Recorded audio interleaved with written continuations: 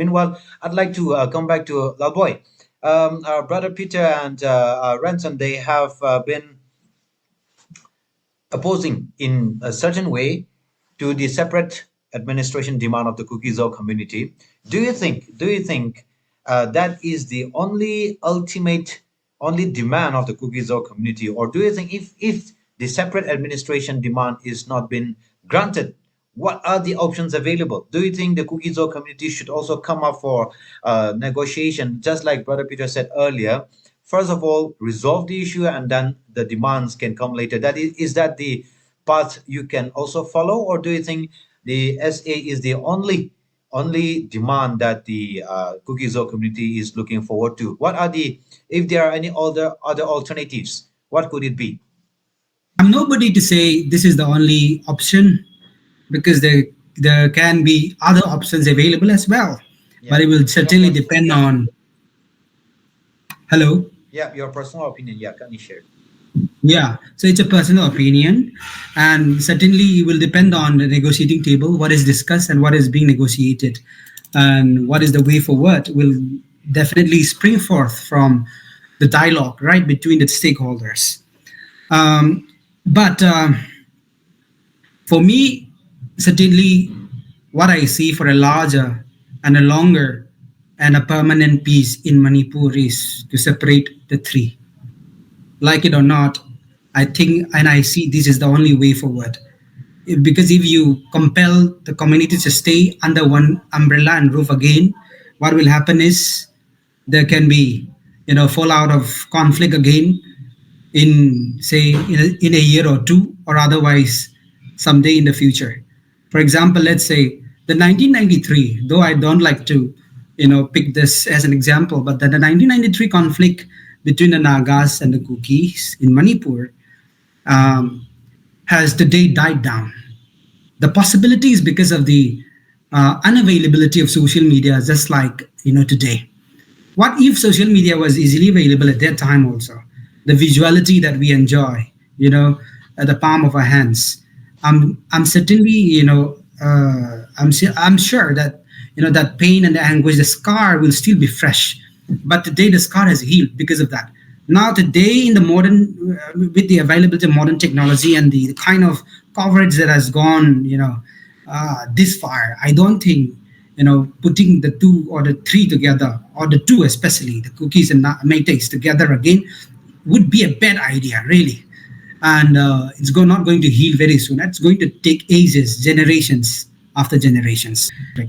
And now, to substantiate why SA is pertinent is because, like I said and briefly mentioned also earlier, is because this is not mere fight between a community. If it was a mere fight or a conflict between a community, it would have been easy to resolve. Let's say if Chief Minister Biren Singh was, a neutral person, and who has engineered and devised all these things, we all know it is Biren Singh at the helm, right? And how he has radicalized the group, and how things have actually been building up since the time he became the chief minister. I'm not denying that there were problems in the previous government, but to this magnitude and the kind of the quantum of violence that we have seen and witnessed, I mean, these are all the building up of, his intention to annihilate the Kuki people. And he has said very clearly in his audio leak that became viral.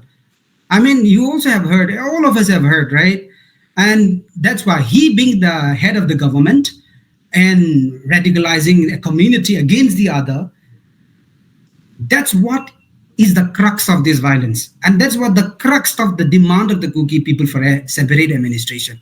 Okay. If the chief minister, how can the chief minister come as as a mediator, to allow to raise a platform for the Kukis and the Meiteis to come and negotiate? It is impossible, because he was the head and he was the leader. So, Lau, And that's why do you think removal of Biren Singh and imposition of president's rule could be a good step towards solving the issue? it will not solve the issue, it will not solve the problem, but it will douse the problem to a certain extent. Forward to solve the issue. I think it could be a step forward to lay a table for negotiation. Okay. Why would a president's rule be? an I mean, antidote to the problem now. We have been demanding for PR in the very beginning itself, but vehemently opposed by the other, other Do you side. think But today, Biren being the CM of Manipur is a stumbling block to solve the issue? I think that's what both the communities feel, and it has become to be strongly felt by the Meitei community also, that Biren Singh as the chair, I mean, holding the chair of the chief minister is never going to solve the problem, Okay. and in fact, he has already created a mess, and to clean up this mess is going to be a very difficult one. And president's rule, I don't know if it will solve the problem, but then I'm hopeful that that can be, with the removal of the chief minister Biren Singh at the helm, could prepare a ground for, a way for what, for dialogue. And lastly, I did talk about this thing for why separate administration, and otherwise how do we build up for negotiation is, like I said, buffer zones are being kept today, and it is being maintained, right? Buffer zones are being manned by the central forces, and in fact this has to be respected. There has to be status quo from both the communities. Every violence that actually that we have seen is all because of the intrusion of the buffer zones by the other group from the valley side.